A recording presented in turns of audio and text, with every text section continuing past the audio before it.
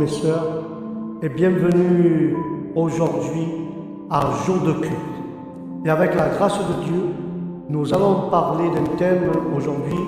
La prédication du jour, c'est l'alliance de Dieu avec Noé. Alléluia, l'alliance de Dieu avec Noé. Et nous savons que dans le chapitre 9 de Genèse et le chapitre 11 toujours de la Genèse, ces deux chapitres, 9, 10, 11, nous parlent de l'alliance de Dieu avec Noé. Alléluia. Et là, nous pouvons voir, frères et sœurs, que Dieu bénit Noé avec sa grâce. Dieu bénit Noé et ses fils, et il leur dit: j'aurai beaucoup d'enfants et ta postérité remplira la terre. Et il continue à dire: je vous la donne et je vous donne la domination sur tous les animaux de la terre, sur tous les oiseaux du ciel, sur tous les reptiles et sur tous les poissons de la mer. Ils trembleront devant vous. Je vous donne à manger tout ce qui vit, toute herbe verte, mais tu ne mangeras jamais de chair contenant du sang, car la vie est dans le sang. J'ai fait l'homme et la femme à ma ressemblance. Si donc un animal vous tue, il sera aussi mis à mort. Et si l'un de vous tue un autre homme, il sera mis à mort. Je veux que vous ayez beaucoup d'enfants et que votre prospérité remplisse la terre. Maintenant, je fais une promesse à toi, à ta descendance. Cette promesse s'applique à tous les oiseaux et tous les animaux domestiques sauvages qui étaient avec toi dans la péniche ou dans l'arche. Et voici ma promesse: je ne détruirai plus jamais la terre par un déluge aussi terrible. Alléluia. Nous voyons que Dieu dit aussi: je viens de faire une promesse à vous et à tous les êtres vivants de la terre, y compris ceux qui ne sont pas encore nés. En signe de cette promesse, j'ai placé mon arc-en-ciel. Quand j'amènerai des nuages sur la terre, l'arc-en-ciel apparaîtra. Et je me souviendrai de ma promesse. Il n'y aurait plus de déluge si grand qui anéantisse toute vie, car l'arc-en-ciel est le signe de cette promesse. Le fils de Noé, les trois fils de Noé, qui accompagnèrent depuis la maison flottante, étaient Sem, Cham et Chaphet. Cham eut un fils nommé Canaan. Par la descendance des fils de Noé, toute la terre fut repeuplée. Alléluia. Dieu bénisse sa parole ce matin, car nous avons besoin, frères et sœurs, de cette promesse, de cette bénédiction. Car la bénédiction de Dieu est la cause de notre bien-être. Nous dépendons de lui, frères et sœurs, nous dépendons de Dieu. Et nous devons lui être reconnaissants. Mais n'oublions pas l'avantage et le plaisir qui nous procurent dans le travail des bêtes et ce que leur chair nous procure. Nous devrions, frères et sœurs, pas non plus être moins reconnaissants de la sécurité dont nous jouissons face aux bêtes sauvages et nuisibles. Et à cause de cette crainte et de la crainte de l'homme que Dieu a placé au plus profond d'elle, nous voyons l'accomplissement de cette promesse chaque jour et partout dont nous allons. Ce dont, frères et sœurs, des animaux comme nourriture justifie pleinement leur utilisation, mais non leur abus par gourmandise, et encore moins par cruauté. Mais nous voyons et nous devons, par leur infliger des souffrances inutiles de leur vivant, ni lorsque nous leur ôtons la vie. Le principal, frères et sœurs, la raison principale de l'interdiction de manger du sang était sans doute que l'effusion de sang lors des sacrifices visait et maintenait les pensées des fidèles concentrés sur la grande expiation, bien qu'elle semble également avoir pour but de contrôler la cruauté, afin que les hommes habitués à verser le sang des animaux et s'en nourrissaient, ils deviennent insensibles et soient peu affectés par l'idée de verser du sang humain. Alléluia. Et là, nous pouvons comprendre, frères et sœurs, que l'homme ne doit pas se suicider. L'homme ne doit pas lui-même ôter sa vie. Car notre vie appartient seulement à Dieu. Et nous devons la donner que s'il le veut. Si nous précipitons notre propre mort, nous devons en répondre devant Dieu. Car lorsque Dieu demande à un homme de répondre d'une vie injustement ôtée, le meurtrier ne peut répondre et doit donc donner sa propre vie en échange. Nous ne pouvons pas ôter la vie. Seulement Dieu doit nous la ramener à lui. Nous ne devons pas, car le suicide ne monte pas dans les cieux, frères et sœurs.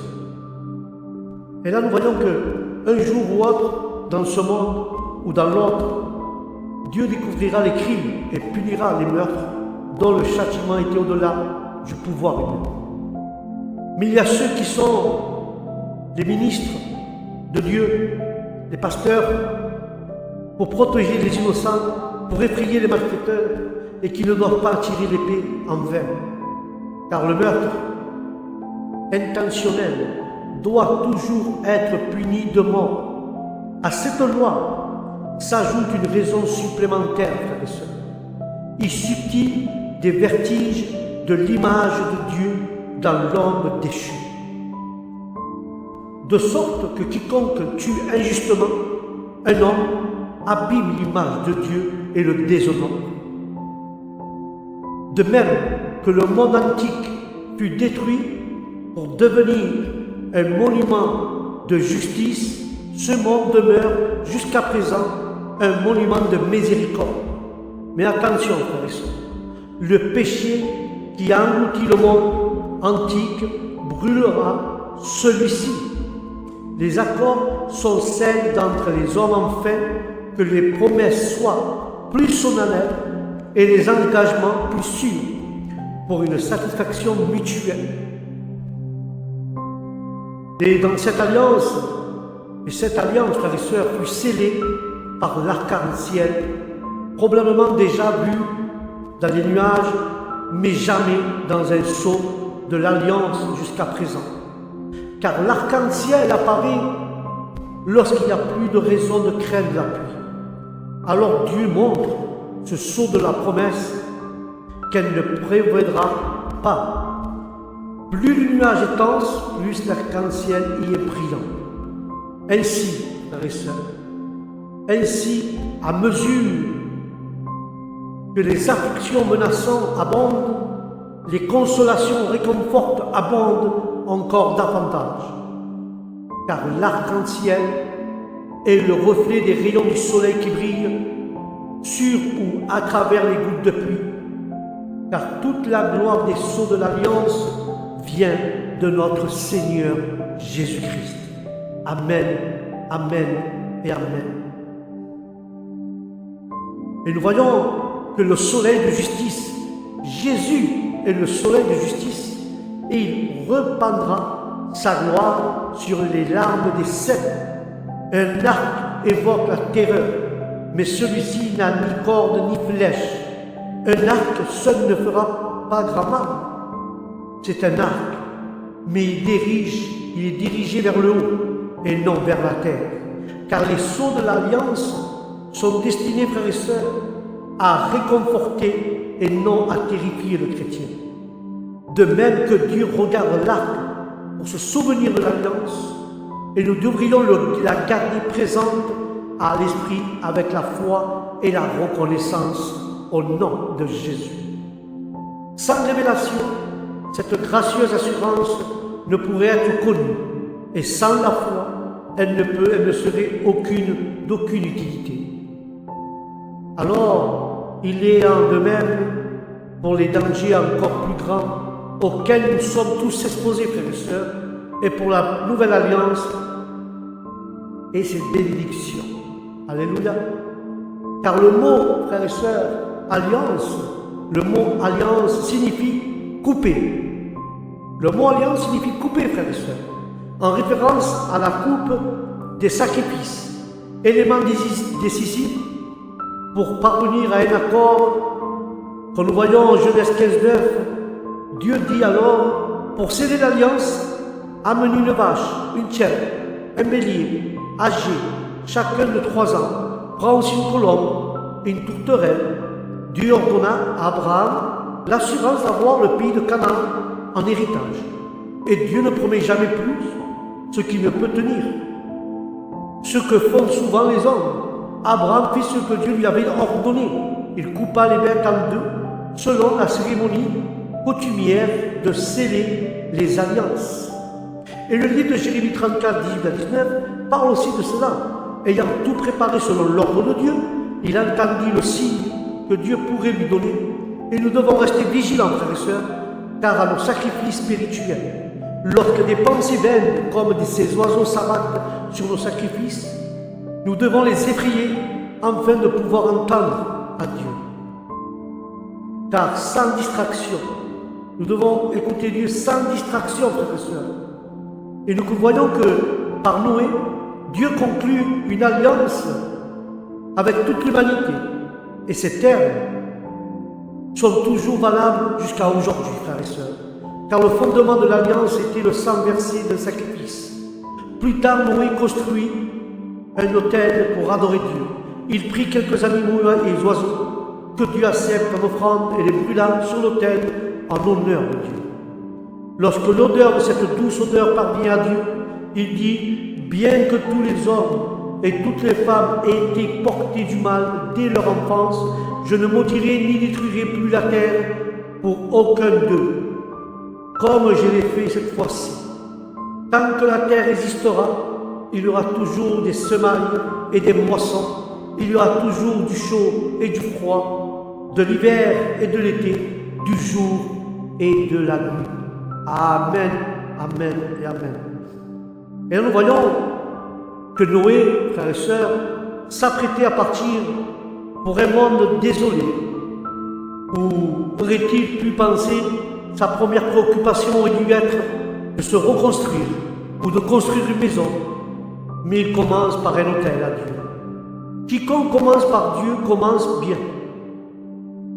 Bien que le bétail de Noé fût peu nombreux et préservé avec beaucoup de soin et de travail, il ne se plaignait pas de servir Dieu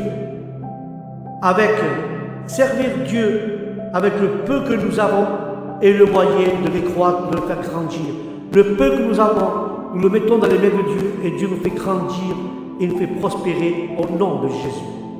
Ne pensons jamais que tout ce par quoi nous honorons Dieu est du gaspillage, car la première chose accomplie dans le nouveau monde fut un acte d'adoration.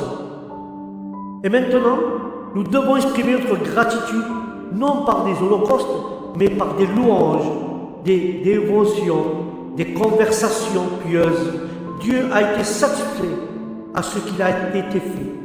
La chair brûlée ne peut être plus agréable à Dieu que le sang des taureaux et des boucs, si ce n'est comme figure du sacrifice de notre Seigneur Jésus-Christ et comme expression de la foi de Noé et de son humble consécration à Dieu. Le déluge a éliminé la race des hommes méchants, mais il n'a pas effacé le péché de la nature humaine. Conçu et né dans le péché, il pense, imaginer et aimer la méchanceté dès sa jeunesse, avant et après le déluge. Mais Dieu a gracieusement déclaré qu'il ne déverserait plus jamais le monde. Tant que la terre subsistera et que l'homme résidera, il y aura été et hiver. Il est clair que cette terre ne subsistera pas éternellement. Elle sera bientôt consumée avec toutes les œuvres qu'elle contient. Et nous verrons de nouveaux cieux, une nouvelle terre, lorsque tout cela sera dissipé.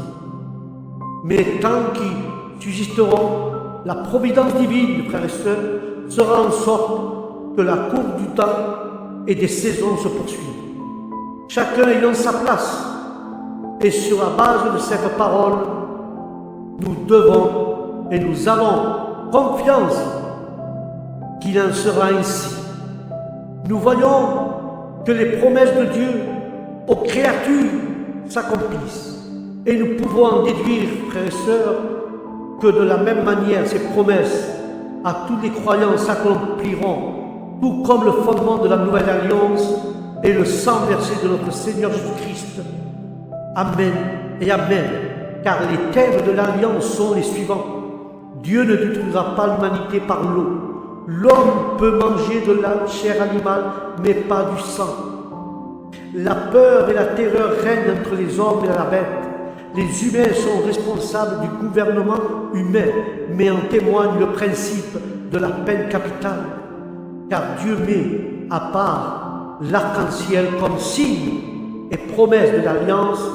Cela ne signifie pas que l'arc-en-ciel est apparu pour la première fois dans cette époque, mais seulement que Dieu lui a donné une signification particulière lorsqu'il a conçu et conclu cette alliance. Car l'arc-en-ciel est dû à la lumière du soleil et à la tempête, et ses couleurs nous rappellent la grâce variée, multicolorée de Dieu. Amen et Amen. Nous avons vu que ce déluge, nous voyons la destruction de l'Église et de la nation juive à travers ce déluge. Car la destruction de l'Église et de la nation juive annoncée par notre Sauveur était imminente. L'approche rapide de la mort et du jugement nous concerne tous, frères et sœurs, car ces paroles nous conduisent naturellement à notre fin. Et notre fin prochaine est un argument puissant pour nous rendre sobres dans les affaires du monde et fervents en religion. Tant de mots existent chez chacun que le diable réprimande, que chacun, que Satan, que Dieu chez chacun que Satan triomphera et suffira des divisions. Satan mettra des divisions, des discordes. Si l'amour de Dieu ne te couvre pas, n'excuse pas, ne pardonne pas les erreurs et les fautes d'autrui, si tu n'as pas l'amour de Dieu qui te couvre, tu n'as pas d'excuse, tu n'as pas de pardon, tu ne pardonnes pas les erreurs, tu ne pardonnes pas les fautes des autrui. Alors le diable viendra pour ôter et pour te détruire et ôter la vie. Mais chacun a besoin de la tolérance de son prochain.